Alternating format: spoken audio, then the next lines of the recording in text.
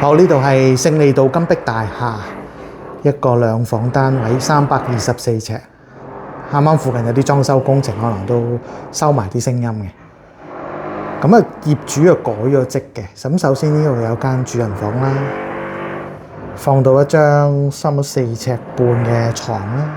OK， 咁啊窗亦都改過嘅，改咗一幕比較光猛啲嘅窗。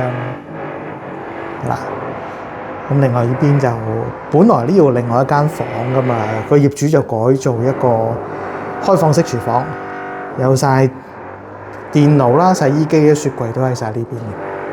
OK， 咁啊佢亦都巧妙地咧，將本身個廚房嗰個位咧，就改做一間長型嘅房間，咁有個大衣櫃啊，或者呢度都可以放一張單人床。咁啊好處就係多窗啊，將廚房呢邊就改晒做窗。咁呢邊咧就係望翻向勝利道呢邊啦，勝利道嘅其中一個加多利軒啊、芳菲啊嗰邊咯。